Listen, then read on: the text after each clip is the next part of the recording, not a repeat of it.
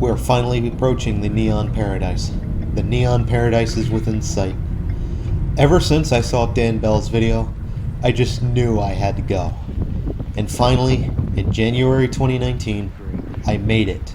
This is Marley Station. This is Taubman's Neon Paradise.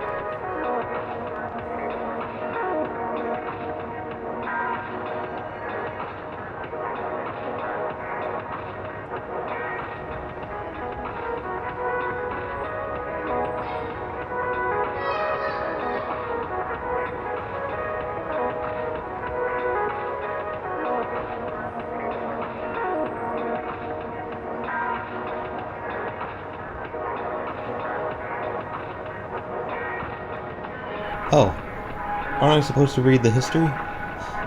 Okay, one moment. I got a little too caught up in all the aesthetics.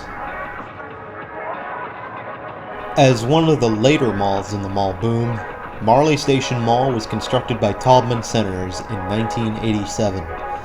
Although it's one of the smaller and simpler malls in Taubman's portfolio, it's an original that Taubman dressed up as best as they could, with statues, conversation pits, and a whole lot of neon.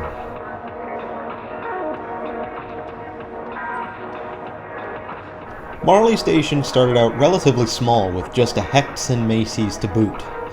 Over time, however, a poll was hosted to see what the people wanted to come to the mall next, and the people spoke for JCPenney. Thus, in 1994, JCPenney came to the mall, and in 1996, Sears rounded everything out as the fourth and final anchor.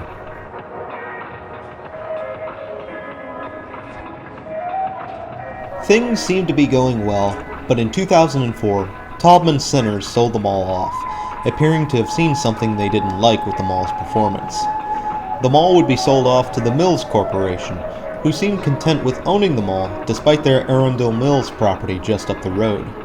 Had they not that Mills property, I imagine we would have seen Marley Station get converted into one of the Mills Nickelodeon sets.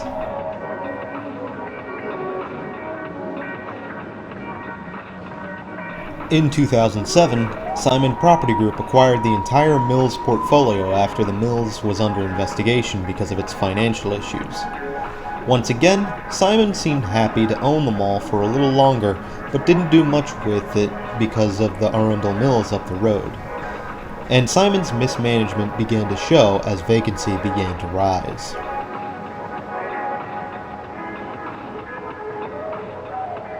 For a brief time, Boscov's came to fill in the former Macy's, as Macy's decided to transfer to Hecht's building. However, Boscov's would vacate during their financial issues.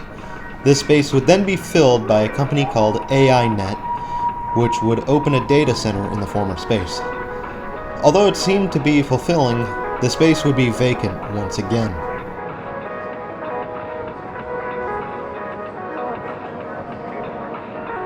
In 2013, Simon walked away from the Marley Station and had a loan dispute with the Bank of America.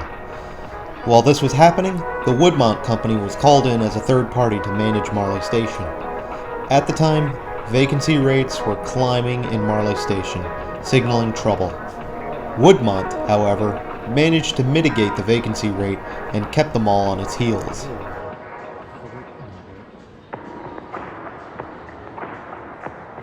Despite uncertain speculations by investors, Marley Station managed to hang in there and would eventually be sold in 2017 to an unnamed buyer. Some shady practices would be used to try and boost the mall's occupancy up to 98%. As we can see today, those numbers are quite exaggerated. Despite this, however, Marley Station hangs in there as a second-class mall, not quite dead yet, but in need of some more TLC. What does the future hold for this mall? Perhaps we'll never know.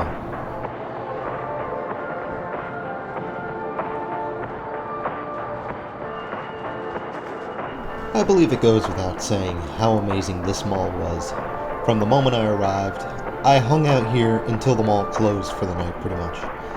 It really is an awesome mall, and if you're in the area, you should certainly give it a visit, even if it's in the day. Just look up at all the neon throughout this mall.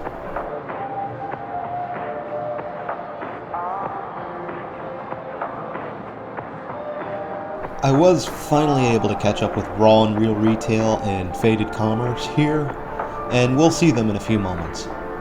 Raw and Real Retail already has a pretty impressive walkthrough of this mall, and I do think they have done this mall great justice. Faded Commerce has some extensive footage of this place as well, and with luck, we'll see them get that stuff up on the screen soon.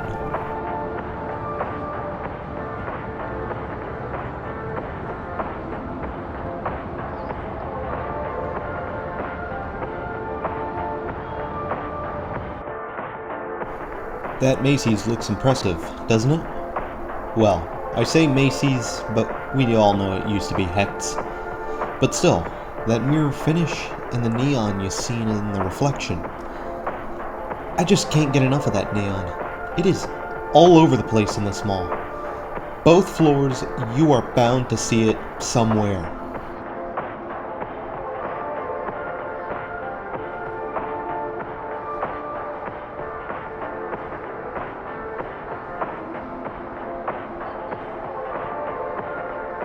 Of course, this mall does have its problems. As Dan Bell and Ace's Adventures have mentioned, this mall hinges on Sears, JCPenney, and Macy's. Any one of them closing down could begin a chain of dominoes that would pretty much kill this mall completely. But also, you can see vacancies cropping up throughout the entire mall, with the former Boscov's wing almost completely dead. I say this with a lot of malls, but management needs to do something and do it fast. In my opinion, why not capitalize on office space or recreational space? Maybe AI Net is gone, but that doesn't mean the idea can't work.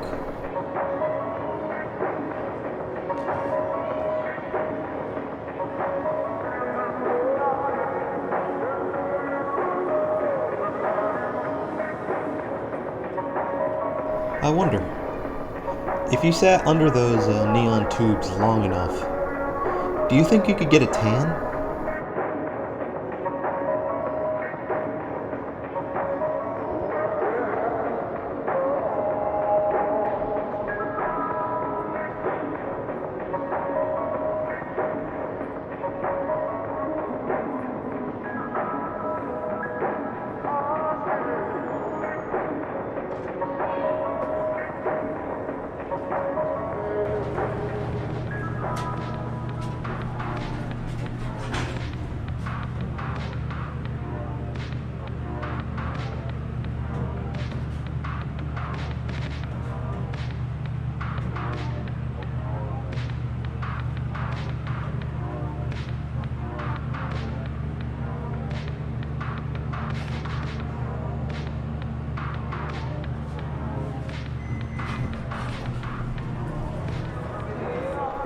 And there they are, just the people I've been looking for.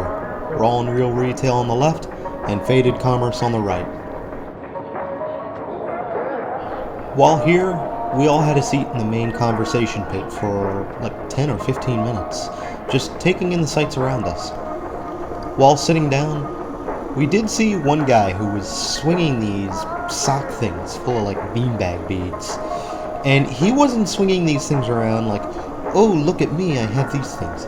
He was swinging them around like, I'm gonna knock someone out if they get too close. Not trying to make any further judgments, I'm just pointing out the occasional weird thing you might see when you stop and observe your surroundings. Unfortunately, I did get busted at this mall. I had just gotten all the footage I kinda needed, and began making a pass for pictures. I got a few in and was getting one of the Boscov's court, and as soon as I hit the button, I hear this girl across the court screaming at me going, "No, no, no, you can't be doing that!" Scared the living hell out of me and made me go pale. Now, when I was yelled at like that, I was expecting a uniformed blart, not a plainclothes SJW. Also, I was not particularly fond of the way she was yelling at me. Hey Paulina Blarette, I am not a kid, and I am definitely not your kid. I've already dealt with that at Columbia Place. Joke's on her though, because I got what I needed, and I still got some more picks, and I finished the night off with Sabaros. Now, had I been escorted out of the mall, I'd be singing a different tune. So if you do go to this place, mind the blart. Well, just like that, we're near the end of the tour of Marley Station. Despite that hiccup with Paulina Blarette, it's great to have finally seen this Taubman wonder in person. If you enjoyed the video, do like, comment, and share the video. And if you haven't subscribed already, then do subscribe, because I'm still not done. This may be the last mall I hit in Baltimore, but there's more in Maryland and Pennsylvania that I've hit. And I'm sure you guys would love to see that. Also, do keep an eye out for Faded Commerce's presentation on this mall, as well as Raw and Real Retails. And if you want an extensive historical piece on this mall, then do give Sal's videos a look. And if you want to talk about Marley Station, then join us on the Dead Malls Discord, where you can chat with all of us and so many more. Come on, the camera's still rolling. Until next time, this is Doomie Grunt, wishing you and the Marley Station Mall farewell and good luck.